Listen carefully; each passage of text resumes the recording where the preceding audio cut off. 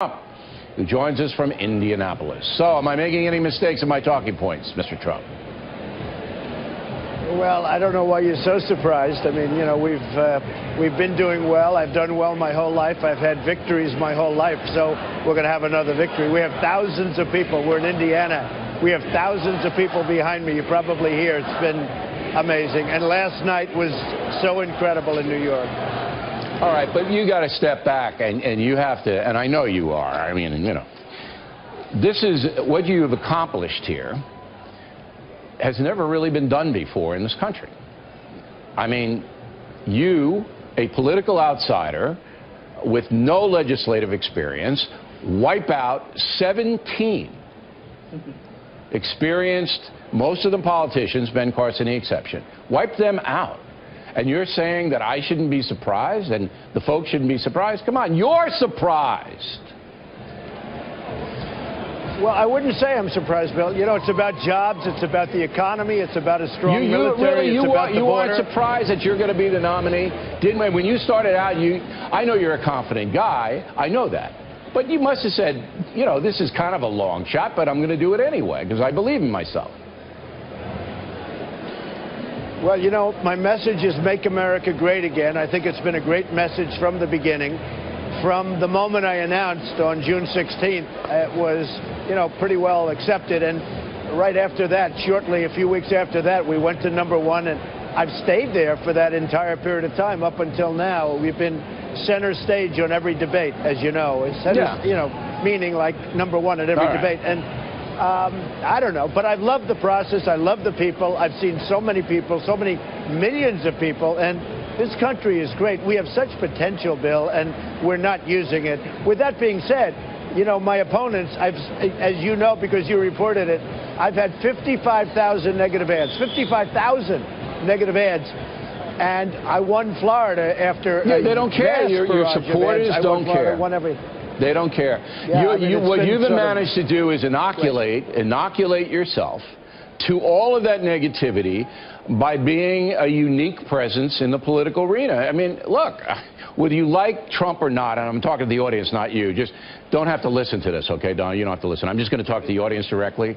Whether you like this guy or not, whether you like him or not, what he's done is unique. It's never been done before. He spoke directly to the people. He went around the establishment. He went around the press. He didn't take money from the fat cats, and he won. It's never been done. All right, now I'm back to you. That being said, you got more work. You're at 65% of Americans. You know, they're not in your wheelhouse. What are you going to do?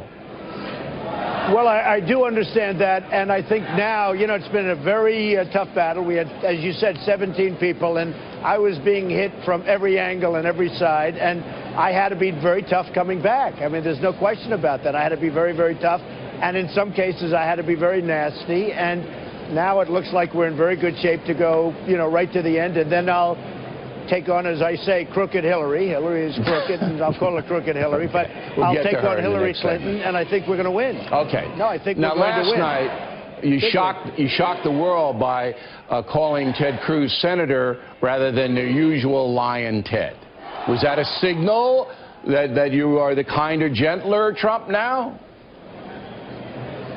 Well, I don't think so necessarily. I thought it would be very undignified for me to get up at that particular moment with all of the people and you know, pretty much the world watching last night because everybody wanted to see what was going to happen in the great state of New York, a state where I think I'll beat Hillary Clinton, by the way.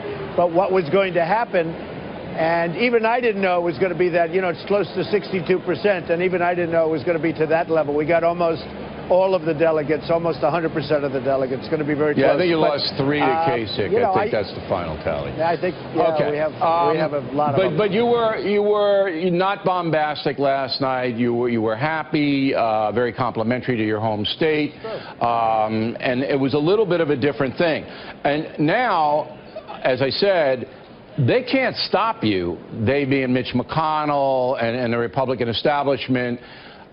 They can't. They can't.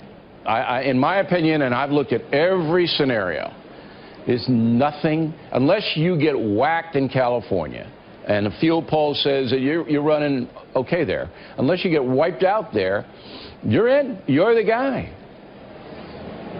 Yeah, we're doing very well in California. We have a tremendous lead, and I have a tremendous relationship with that state. I employ many people there, and you know, I really had a great relationship with California, and we're going out there in a few weeks, and, you know, I think we'll do very well there. But I have to say that I don't know why the Republican Party, in terms of its leaders, I like Mitch and I like Paul Ryan, and I don't know why they'd, you know, turn away the millions and millions of voters that came, you know, they call it the Trump train. I don't call it the Trump train because it's, you know, but well, I'll tell you why. You want to know why? Do you want to know?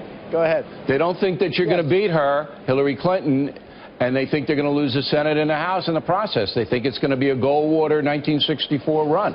That's what they think. Now, what they base that on, I don't know. I mean, but that's what they think. Yeah. A lot of people think I will beat her. A lot of people think I'll put states into play that will never be in play, like I'll win Michigan.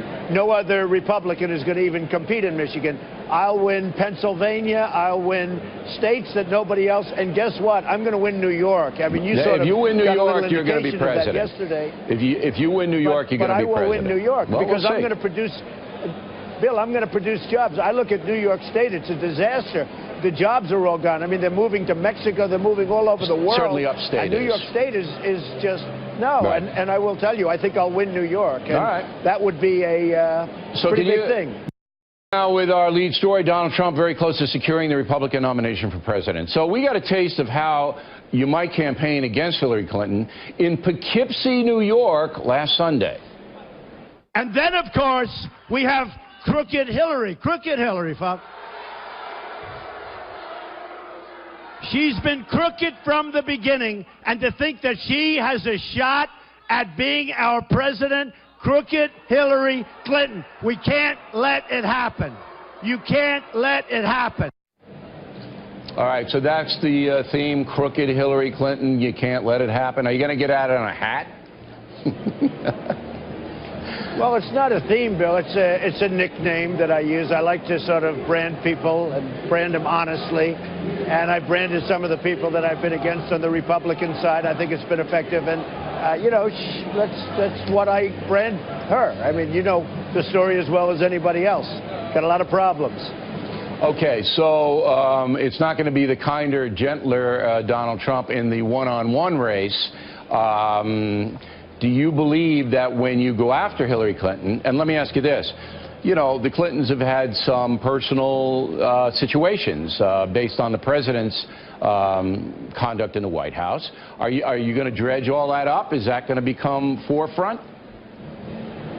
I hope not. I don't look to. I certainly would like to keep that out if possible. You just don't know what's going to happen, but I would like to be able to keep that out if possible. All right, so if they don't come after you personally, you're not going to come after them personally? Can we get that on the record tonight? I would say that, but you know, when you say I'll be tough with her, she's going to be, and they are going to be very tough with me. You know, I've been reading, oh, they're doing all sorts of research and everything else. What's there to find? People have known me for a long time, but they're going into all sorts of different things. And, you know, I am what I am, and I've done well. I built a great company. I filed my papers for the great company. Everybody can see it. I built an amazing company. And, frankly, with some of the great assets of the world, very little leverage, very little debt, tremendous cash flow, some of the great assets of the world, Bill. And, you know, I'm very proud of it. Over $10 billion in net worth.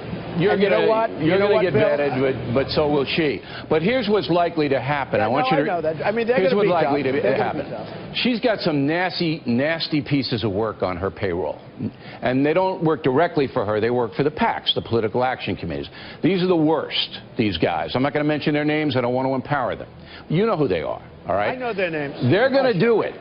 They're going to come after you. I've known them for 20 years, Bill. Right. Sure. So when they come after you, leaking stuff to a Huffington Post or a left-wing website or even a legitimate paper, okay, when they do that, are you going to then come back in kind and drag up all the Lewinsky stuff? There will be retaliation unless it's fair. If it's fair, I would never do that. But there will be retaliation, as there should be, unless it's fair. Now, if they treat me fairly, I'm going to treat them well, they're very not going to fairly. treat you fairly, and you're not going to treat them fairly. You're we'll find out. She said last night that you're dangerous. You're a dangerous man. That seems to be the theme. Your theme is that she's corrupt. Her theme is you're dangerous. That seems to me where it's going right now. Now, that's not fair. You don't think you're dangerous, do you? No, I don't. I think that I'm going to put the country back to work again. All right, but is that enough to set you off? Strong. When she goes off and says Donald Trump is dangerous and he's denigrating women and he's doing all things to minorities and he doesn't like Muslims, it's dangerous, dangerous, dangerous, is that enough to set you back where you go after her personally? Well, they would be lies. I mean, if they said those things, they would be lies, because that's not true, and I think you understand that. So maybe it would be. I will have to see. Right. I watched Bernie, and Bernie got angrier and angrier as this campaign went by. I see him winning all these different states.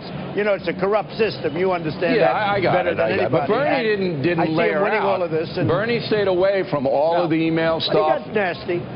He was hitting her on the donations. Mistake. But Bernie gave her a pass on 90% of the other historical stuff.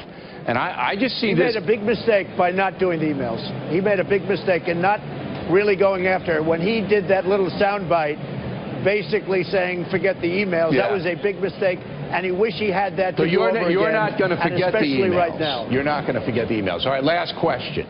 Well, I think the emails, I don't think that's playing dirty pool. I think the emails are a big part of her life story right now. It depends what the FBI. Depends what the FBI comes back with. And we're going to see what happens. Are you going to see what happens? You want to make a prediction tonight? Do you think Hillary Clinton will be indicted? No, because I think the Democrat Party is going to protect her. I don't think she's going to be indicted. I think that what she's done is very, very serious. I know for a fact that what General Petraeus and others have done was much less, and it destroyed their lives. So I do believe, Bill, that she's being protected. But how can the Democratic Party playing dirty pool? I think the emails are a big part of her life story right now. It depends what the FBI. Depends what the FBI comes back with. And we're going to see what happens. Are you going to see what happens? You want to make a prediction tonight? Do you think Hillary Clinton will be indicted? No, because I think the Democrat Party is going to protect her. I don't think she's going to be indicted. I think that what she's done is very, very serious. I know for a fact that what General Petraeus and others have done was much less, and it destroyed their lives. So I do believe, Bill, that she's being protected. But how can the Democratic Party? How can the Democratic Party protect her from the FBI? Isn't the FBI non-corruptible? Well, I hope they're not working together. You know, they are humans and they are people and they do talk, I would imagine.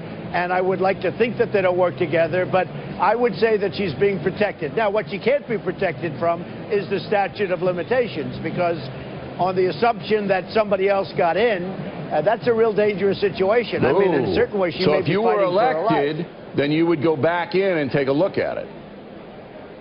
Well, you have a 6-year statute of limitations. Right. And certainly this falls within that period of time. And you certainly have to look at it very fairly. I would only do something if it was 100% fair, right. But certainly that is something you would look at.